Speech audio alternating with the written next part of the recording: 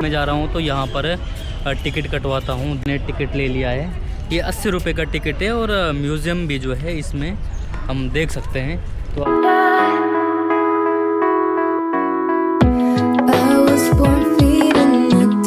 ऊपर है, यहाँ ऊपर जहाँ पर ये ध्वज लगा हुआ है वहाँ पर 26 जनवरी को अपने देश के प्रधानमंत्री ध्वज पहनाते हैं और यहीं से वो भाषण देते हैं। उसके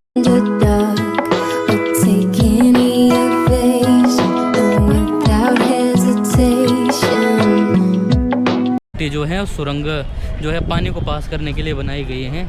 ये मुख्य दरवाज़ा है, मतलब मुख्य प्रवेश द्वार है यहाँ पर किले का। और जो मैंने आपको जो नहर बताई थी जो किले की सिक्योरिटी के लिए थी तो वो ये थी। अब इसके बाद चलते हैं अंदर। तो इसको लाहौरी गेट कहा जाता है क्योंकि इसका जो मुंह है सीधा पाकिस्तान जो है लाहौर की तरफ है। और जब शाहजहाँ ने इस किले को बनवाया था तो उस समय शाहजहाँ यहाँ से नहीं आए थे बल्कि जो अंदर जो एक दरवाज़ा है वहाँ से आए थे। पहला मुग़ल बादशाह जो है वहीं से अंदर आया था और अंतिम मुग़ल बादशाह जो है वहीं से बाहर भागा था। इसके बाद मुग़ल वंश ख़त्म हो गए। तो अंदर प्रवेश करते हैं। अब ये जो है मीना बाज़ार है। ये पूरा जो हम जा रहे हैं ये पूरा मीना बाज़ार है। शाहजहाँ की जो थी वो 2 बेटियां थी और उन 2 बेटियों के लिए यहाँ पर ये बाज़ार लगता था। यहाँ पर पुरुषों का अलाउड नहीं था, यहाँ पर महिलाएं होती थी, अंगरक्षक भी महिलाएं होती थी। इसको बैक करके दिखाता हूँ आपको। बैक करके चारों तरफ कुछ इस प्रकार से है ये। जहाँ तक मुझे नाम याद आ रहा है कि एक तो जहानारा और रोशनारा शायद उसकी बेटी का नाम था, मतलब शाहजहाँ की बेटी का नाम था। तो अब ये पूरा मीना बाज़ार है, मतलब यहाँ आज भी बाज़ार लगता है और यहाँ आज भी जो है ज़्यादातर महिलाओं का सामान जो है यहाँ मिल जाता है। तो ये उस समय अपने दोनों बेटियों के लिए शाहजहाँ ने ये बनवाया था। पूरा बाज़ार जो शाहजहाँ ने अपनी दोनों बेटियों के लिए बनवाया था। अब हम यहाँ से चलते हैं सीधा अंदर की ओर। अब इसके जो ऊपर वाले जो हॉल हैं वहाँ पर भी आप यहाँ पर देखिए कितना गजब का आ रहा है। और यहाँ पर आम लोगों की सुनवाई करता था। यहाँ पर बादशाह का सिंहासन है जहाँ पर आम लोग जो है बादशाह के सामने अपनी समस्याओं को लाते थे और बादशाह उस समस्या को सुनता था। तो अब अंदर जाकर के इसको दिखाता हूँ आपको। अब ये देखिए ये पूरा जो है लाल बलुआ पत्थर से बना हुआ है और यहाँ आने से ऐसा लगेगा कि यहाँ से आपको ऐसा दिखेगा कि सामने की जो दीवार, सामने वाला जो खंभा है वो एक खंभे से छोटा है, लेकिन ऐसा नहीं है। सारे के सारे खंभे एक ही बराबर के। यहाँ पर जो है यहाँ पर जनता बैठा करती थी और वहाँ वो जो सिंहासन है ऊपर वहाँ पर बादशाह बैठा करता था। अब वो जो है ना ये इसके ऊपर जो बंगाल कला है उसके बारे में, वो जो छतरी है ऊपर वो बंगाल कला उसमें दिखाई देती है। और इसके ऊपर यहाँ पर जो लोहे के कुंडे लगे हुए हैं इससे यहाँ पर पर्दे फंसाए जाते थे। इस सिंहासन में आप दिख रहा होगा ये पूरा जो है इस पे गजब की कलाकृति है। यहाँ ऊपर बैठा करता था, मतलब औरंगजेब हो गया या शाहजहाँ हो गया, अन्य कोई भी है, जितने भी मुग़ल बादशाह थे वो यहाँ। ये है मुमताज़ महल। इस पे ना अंदर पूरा सोने की पेंटिंग हुआ करती थी किसी टाइम पर। अंग्रेज़ों ने इसको जलाया भी और इसको उखाड़ करके भी ले गए थे अंग्रेज़। अब देखो ये जो मुमताज़ थी वो शाहजहाँ की सबसे प्यारी पत्नी थी, यानी कि शाहजहाँ की जो 14वीं पत्नी थी मुमताज़, उसकी याद में, जिसकी याद में शाहजहाँ ने ताजमहल बनवाया है। यहाँ पर वो इस महल में रहती थी और इसके बीचों बीच जो है वो पानी की धारा, यमुना का जो पानी है इसके बीचों बीच छोड़ा जाता था। वो मैं आपको अंदर जा कर के बताऊँगा। अब देखो गर्मियों के टाइम पे जब यहाँ पर गर्मी हुआ करती थी ये पूरा ठीक संगमरमर के पत्थरों से जैसे बनाया गया था और यहाँ इसके ऊपर ना आप आज भी लग रहा होगा ये सोने और चांदी की जो पेंटिंग थी इसके ऊपर की गई थी। बाद में अंग्रेज़ों ने इसको निकाल दिया। आप अगर देखेंगे तो ये जो पूरा है यहाँ पर पानी के लिए बनाया गया ताकि ये जो महल है ये पूरा ठंडा रह सके। इसके पीछे जो है जहाँ पर वो मुख्य कमरे में वो रहा करती थी, मुमताज़ रहा करती थी, वहाँ चारों तरफ जो है ये जो गोल गोल छिद्र लगे हैं वो एयर यानी कि हवा के लिए जो हैं हवा के लिए बनाए गए हैं। दरवाजे के बारे में आपको बता रहा हूँ जो आपने बहुत कम देखा होगा, लेकिन ऐसा कहते हैं कि जो इतिहास होता है वो दोहराता ज़रूर है, मतलब इतिहास दोबारा ज़रूर घटित होता है। तो मैं बताता हूँ क्यों। अब देखिए ये वाला जो दरवाज़ा है यहाँ पर जो आपको दिख रहा है, मुग़ल बादशाह शाहजहाँ जब यहाँ आया था, यानी कि इस किले में जिस दिन उसने पहली बार प्रवेश किया था तो इसी गेट से आया था, ना कि उस लाहौरी गेट से, मेन गेट से। और अंतिम बादशाह जो बहादुर शाह जफ़र हुए हैं वो जब अंग्रेज़ों ने उनको पकड़ा था, उसके साथ युद्ध लड़ा था, तो यहीं से भागा था। तो ऐसा कहा जाता है ये दरवाज़ा यहीं से प्रथम बादशाह आया था और अंतिम बादशाह भी यहीं से बाहर गया था। तो इतिहास जो है समय समय पर करवट ज़रूर लेता है। तो ये जो है ये खास महल के नीचे का ये दरवाज़ा है, ये सुरंग होती थी, ये सुरंग थी। ऐसा कहते हैं कि ये सुरंग जो है बहुत दूर आगरा के किले में ताजमहल के पास निकलती थी। ये है यहाँ पर अब खास महल, ये इसका इस जगह का सबसे जो है सुंदर महल है। और यहाँ पर जो पूरा संगमरमर पत्थर का जो है प्रयोग हुआ है, जो जिस प्रकार से ये वाला जिस प्रकार से ताजमहल में हुआ है वो आप देख सकते हैं सामने जो हवा के लिए। ये महल है अब दीवाने खास, इसके ऊपर अभी भी देख सकते हैं कुछ कुछ निशान पड़े हुए हैं, सोना यानी कि गोल्ड की पूरी पेंटिंग थी इसके अंदर। और ये भी पूरा संगमरमर पत्थर का बना हुआ है। इसकी कलाकृति जो है वो काफ़ी गजब की है। आप अगर इसको देखेंगे ये यहाँ पर मतलब पत्थर के अंदर की कलाकृति की गई है। आसन मयूर सिंहासन कहा जाता है इसको। और इसके वो देखिए आज भी इस पर जो सोने की पेंट भी कि बादशाह जो है अपने मंत्रियों के साथ यहाँ पर बैठा करते थे, और इसको कहते हैं शाहजहाँ का मयूर सिंहासन। मस्जिद है, इसका निर्माण औरंगजेब ने अपने लिए यानी कि अपने निजी उपयोग के लिए इस मस्जिद का निर्माण करवाया था। ये पूरा यहाँ से और वहाँ तक ये पानी का टैंक है। यहाँ पर राजमहल तथा यहाँ जो ये मंडप है, इस मंडप के लिए पानी का उपयोग किया जाता था। ये सावन और भादों ये दो मंडप हैं, उसके बारे में आपको तब बताएंगे। दोस्तों ये जो किला है ना, आप देखेंगे तो वैसे ज़्यादा बड़ा नहीं है, लेकिन इसमें अपने देश की बहुत सारी चीज़ें, बहुत सारी जानकारियाँ जो हैं यहाँ से आपको मिल जाती हैं। अब जो अगला महल है हीरा महल, वहाँ पर ये भी पूरा संगमरमर के पत्थरों से बना हुआ है। वो जो आप सामने देख रहे हैं वहाँ से यमुना के पानी को छोड़ा जाता था। वो इस प्रकार से जैसे लहरें बनती थी तो वो और ज़्यादा रोचक बन जाता था। और यहाँ पर पूरा जो है पूरा संगमरमर के पत्थरों से, इसके नीचे जो वर्षा ऋतु है उसके 2 महीनों के नाम पर है।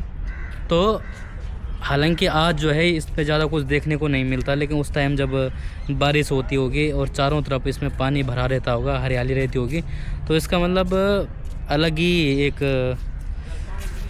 ही तरीके का इसका रोचक लगता होगा, बहुत मनोरंजन का था।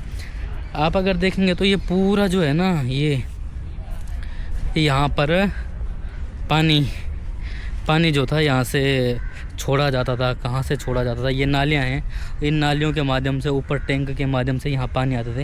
ये जो फव्वारे हैं ये बिना लाइट, ये सावन और भादों इन दोनों मंडपों के बीच में ये लाल बलुआ पत्थर से बना हुआ है। इसका नाम है जफर महल। इसका जो अंतिम शासक था बहादुर शाह जफर, उन्होंने ये महल बनवाया था। और बाद में जब अंग्रेज़ों से वो युद्ध हार गए थे तब अंग्रेज़ों ने इसको हथिया दिया था, तो बीच में जफर महल बना हुआ है। ये है भादों महल। दोस्तों 1857 की क्रांति जो हुई थी, जिसको भारत का महासमर भी कहा जाता है, तो अब हम उस समय का जो म्यूज़ियम बना है यहाँ पर, तो उस म्यूज़ियम में जा रहे हैं। ये भी लाल किले के अंदर ही है। तो 1857 का महासमर, तो उसमें क्या क्या जो 1857 के जो क्रांति हुई है उसका यहाँ पर संग्रहालय, 1857 की स्वतंत्रता का प्रथम संग्राम। तो अब देखते हैं, ये उस समय का भारत था। पाकिस्तान भारत से उस समय अलग नहीं हुआ था, तो उस समय का है। अब चलते हैं 1857 यानी कि 1847 के पूर्व भारत के सतह। तो उस समय बहुत सारी चीज़ें दिखाई गई हैं। अब चलते हैं अंदर। जब अंग्रेज़ भारत में आए थे तो उपनिवेश यानी कि भारत को गुलाम करने के लिए आए थे। उन्होंने ईस्ट इंडिया कंपनी की स्थापना की थी और व्यापार के अधिकार के लिए याचना, यानी कि पहले उन्होंने जो यहाँ के राजा महाराजा थे उनसे व्यापार करने के लिए जो है परमिशन मांगी, उन्होंने दी।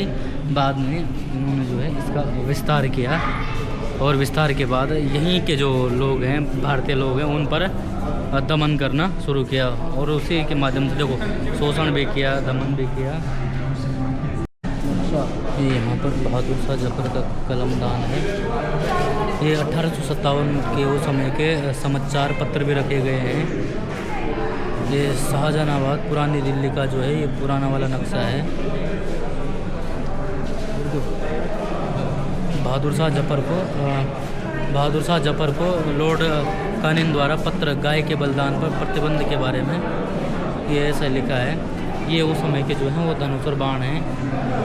ये उस समय की तलवार। यहाँ पर उस समय जब अंग्रेज़ों ने जिन हथियारों का प्रयोग किया था वो पिस्तौल है। ये सारी पिस्तौलें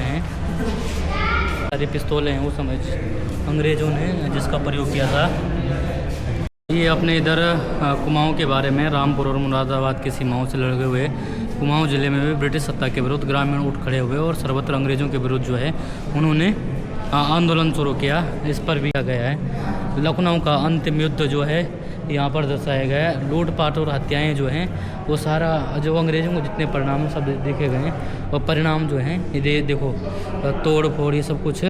ये बहादुर शाह जफर की म्यान और तलवार है। उस समय जो है तात्या टोपो के पत्र हैं जो उस समय उन्होंने लिखे थे। अब यहाँ पर रानी लक्ष्मीबाई के बारे में दर्शाया गया है कि भाई किस प्रकार से उन्होंने कितना। ये रानी लक्ष्मीबाई की मोहर है। उसी के बगल में एक दूसरा म्यूज़ियम है जिसमें याद ए जालियाँ लिखा है। संग्रहालय म्यूज़ियम याद ए जालियाँ। अब मेरा टिकट पता नहीं कहाँ खो गया है तो मुझे यहीं से वापस जाना पड़ेगा। इस वाले म्यूज़ियम में मैं नहीं जा सकता हूँ। इसमें टिकट था मेरा, पता नहीं कहाँ गया। यही वाला तो नहीं होगा सर, ये वाला नहीं है तो मेरा टिकट गया। अब तो दोस्तों नाराज़ मत होना, ये वाला जलियांवाला बाग वाला है जो है। तो दोस्तों मेरा टिकट मिल गया है। यहाँ पर गिरा हुआ था। मतलब अब मेरा फिर से सौभाग्य है कि मैं वहाँ अंदर जा सकता हूँ। इस पर क्या है, हमारे आज़ादी के लिए हज़ारों जो अपने जीवन को बलिदान दिए गए उन सब के बारे में मतलब इसमें हो सकता है कि जो सुभाष चंद्र बोस हैं उनके वस्त्र भी इधर ही होंगे। जंग ए यूरो यानी कि ये प्रथम विश्व युद्ध में जो जितने भी लोगों ने प्रथम विश्व युद्ध लड़ा उनका जो है यहाँ पर सभी का नाम है। अब जो जलियांवाला बाग हत्याकांड हुआ था उसके बारे में, ये जलियांवाला का एक राष्ट्रीय तीर्थ स्थल जो है वो संग्रहालय है द्वितीय विश्व युद्ध में भारत। तो अब इसको देखते हैं आगे कि क्या क्या है। केवल 11 को विक्टोरिया क्रॉस दिया है अंग्रेज़ों ने, बाकी सारे वीर गति को प्राप्त हो गए। ये जो है 23 अप्रैल 2015 को प्रधानमंत्री नरेंद्र मोदी एवं रूस के यूरोपीय एवं विदेश मामलों में मंत्री व जॉन यूएन ने विद्रोह प्रथम विश्व युद्ध में शहीद भारतीय शहीदों को क्या दिया, वो श्रद्धांजलि दी। ये मतलब जब भारतीय जो थे वो युद्ध लड़ने दूसरे देशों में गए थे लेकिन उनको हाथ कुछ भी नहीं मिला। हाइफा का युद्ध यानी कि इजराइल को जब आज़ाद कराने के लिए हाइफा का युद्ध लड़ा गया था। ये वहाँ पर स्मारक है। युद्ध में भारतीयों का योगदान, प्रथम विश्व युद्ध में भारतीयों का योगदान जो है इस प्रकार से वो लड़े थे। यहाँ पर जलियांवाला बाग हत्याकांड के बारे में दिया गया है। निहत्थे लोगों पर गोलियां चलवा दे देता है। ये वहाँ पर जो हैं वो गोलियों के निशान आज भी देखने को मिलते हैं। अब चलते हम तीसरे म्यूज़ियम में जहाँ पर सुभाष चंद्र बोस के जो हैं वो कपड़े रखे हुए हैं। अब उस म्यूज़ियम में जा रहे हैं। म्यूज़ियम है ये नेताजी सुभाष चंद्र बोस, यानी कि जो आज़ाद हिंद फौज है उसका आज़ादी में क्या योगदान रहा है, और ऐसे कहा जाता है कि सुभाष चंद्र बोस जी के कपड़े भी इसी म्यूज़ियम में हैं। तो अब जो है यहाँ पर सबसे पहले प्रधानमंत्री नरेंद्र मोदी जी ने जो है 75वीं वर्षगांठ पर लाल किले पर ध्वजारोहण करके नरेंद्र मोदी जी ने 21 अक्टूबर 2018 को इसकी क्या किया, इस म्यूज़ियम का उद्घाटन किया। यहाँ पर ये उनके बारे में नेताजी सुभाष चंद्र बोस एवं इंडियन नेशनल आर्मी संग्रहालय है ये नेताजी सुभाष चंद्र बोस की तलवार और म्यान है, जिस तलवार और म्यान का वो प्रयोग, ये यहाँ पर आज़ाद हिंद फौज के सैनिकों का जो है ये पहचान पत्र है। इस प्रकार से वहाँ पर यहाँ पर उनका पहचान पत्र हुआ करता था।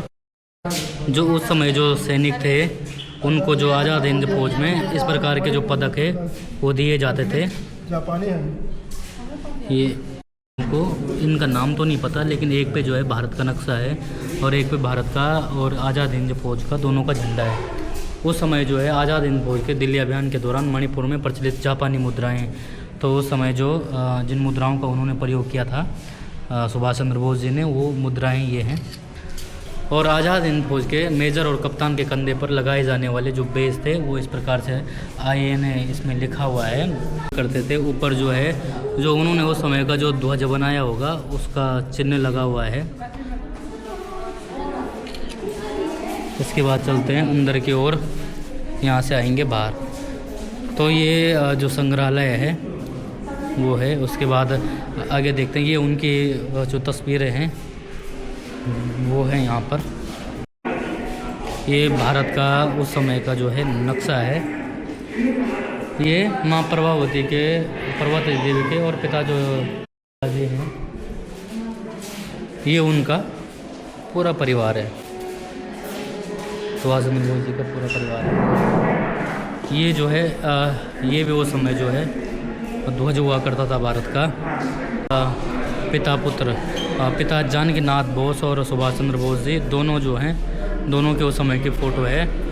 प्रभाव और प्रेरणा, जो उन्होंने प्रेरणा ली वो स्वामी विवेकानंद जी से, राम परमहंस से और बाबू बैनी माधव दास जी से ली थी। और यहाँ पर देखिए उस समय का क्या है, इनको देखते हैं। आज़ाद हिंद फौज की जो है हौसले, उनके जो है उनकी कटार है ये। सैनिकों के बेज हैं। ये जो है उस समय भारत का जो झंडा था वो है। इसमें नेताजी की फ़ोटो है, सुभाष चंद्र बोस जी की, उनके हाथ में तलवार भी है। ये जो देश है वो वैसे भी सत्य और अहिंसा के मार्ग पर चल करके कभी आज़ाद नहीं हो सकता है। तो उन्होंने सशस्त्र क्रांति जो है उसका रास्ता चुना और उन्हीं को समर्पित यह म्यूज़ियम हम सभी के लिए देखने के लिए मोदी जी के सामने वाला संग्रहालय है, अंतिम संग्रहालय, उसका नाम है आज़ादी के दीवाने। इसमें पुरातत्व आज़ादी खेल मत समझो, बड़ी मुश्किल से मिलती है, जो करते हैं ये कुर्बानी फ़कत उनको ही मिलती है। तो अंदर जो है चलते हैं, इसमें क्या क्या है। इसमें आज़ादी के दीवाने नामक ये जो है ये म्यूज़ियम है, तो यहाँ पर चलते हैं। इसमें क्या है, अंग्रेज़ों बंदूकों के सामने उन्होंने निडरता से वो निहत्थे से लड़े। ये तोपें हैं, वो शहीद हो गए हैं मातृभूमि की आज़ादी के लिए। ये वो समय की तोपें हैं। अंग्रेज़ों ने इसका प्रयोग करके जो भारतीय लोग हैं उनको उन पर तोपों से उड़वा दिया था। महासंग्राम में मार्गदर्शन किया। तो इसके अंदर सबसे 1905 के इस आम रंग से बने चित्र में भारत माता को सूर्योदय की लालिमा के रंग के समान सादे भगवा वस्त्र में सुसज्जित दिखाया गया है। और जहां भारत माता के शीर्ष के ऊपर प्रभा मंडप और नीले आसमान के तले कमल के फूलों के बीच हरी भूमि पर विराजमान दिखाई हुई है, देवीय रूप में दिखाया गया है। वहीं हाथों में शिक्षा दीक्षा अस्त्र वस्त्र को दिखाया गया। माँ को आम जनता से जुड़ा दिखाया गया है। इसी तरह अवनींद्रनाथ टैगोर ने स्त्री के ऐसे रूप को उजागर किया जो सिर्फ देवी नहीं परंतु आम जनता की ठीक जो सेलुलर जेल है उस तरीके से बनाया गया है, जैसे वीर सावरकर को जिस जेल में रखा गया था। ये अनुभव करने के लिए है तो ये जेल है और यहाँ पर उनकी जो बेड़ियाँ हैं मतलब वहाँ बैठा करते थे। इन ऐसी बेड़ियों पर वो उनको बांधा जाता था और ऐसे जो कोड़े हैं इन कोड़ों से उस समय मारा जाता था भारतीय क्रांतिकारियों को। ये उस समय मतलब क्या कठिन यातना रही होगी, आप देख सकते हैं। ये जो हैं इस प्रकार से उनको जो है वो कपड़े पहनाए जाते थे। ये हथकड़ियाँ, ऐसी हथकड़ियों से उन महापुरुषों को बांधा जाता था।